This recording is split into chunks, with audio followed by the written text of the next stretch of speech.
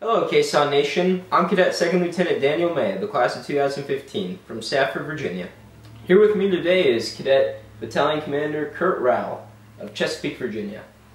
So, Cadet Rowell, tell us about your experiences as being BC and how they compare and how they contrast with being First Sergeant last year.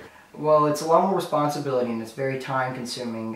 First Sergeant was kind of like you have the squad leaders, you tell them what to do, you get the job done.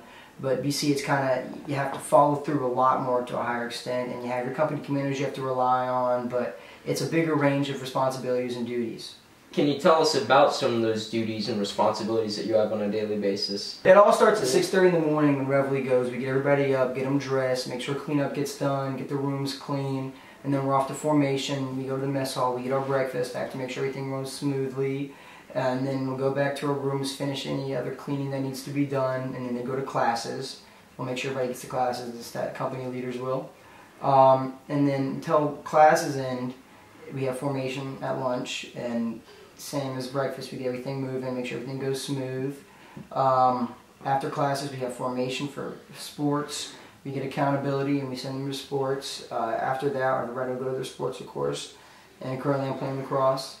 After lacrosse, we'll make sure everybody gets dressed, takes their showers, gets in the right uniform, we'll have formation. And we'll go to the mess hall, have dinner. That's mostly where a lot of the work is, in formations and in the mess hall, making sure everything's moving smoothly and everybody's doing what they're supposed to do and where they're supposed to be and what they're supposed to be in. Obviously, when dealing with adolescents, there's going to be some pushback when you try to get these things done. Can you tell us about some of the challenges you've had as BC?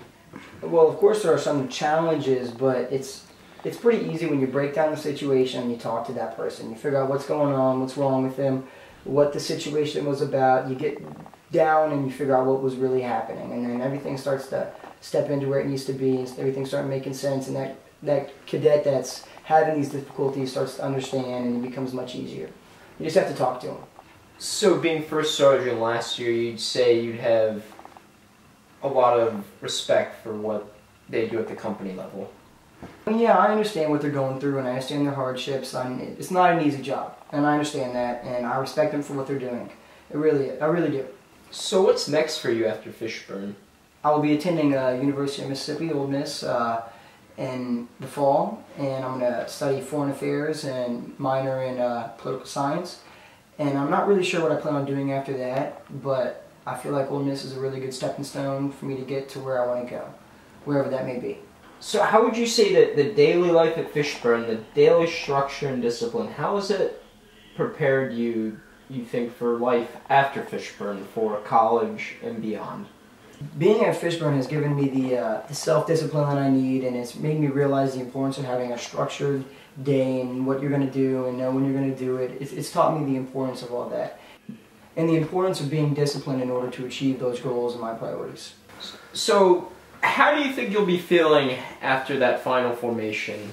Well, there's no doubt that it'll be a very emotional experience. I think it'll touch all of us in a certain way, but I'm looking forward to it. I feel like it's going to be a good experience, and I'm happy to be there, and I'm glad that I'm going to be there with my friends, and I'm going to be able to experience that with them. It will be emotional, but it'll be tears of joy, you could say. So you've been successful here at Fishburne, and there was some challenges, but you obviously had the potential from the start. Can you tell us why you succeeded at Fishburne, why you came in here with the right attitude? At Fishburne, where I have achieved and excelled and reached my goals, and I owe that honestly to my family, my parents, my mom, my grandma. They've done a lot. They really have gone out of their way to help me, and I'm very grateful for it. If you were to have a son, would you plan on sending him here? Absolutely. I feel like down the road that the school will still produce young and clever and successful men.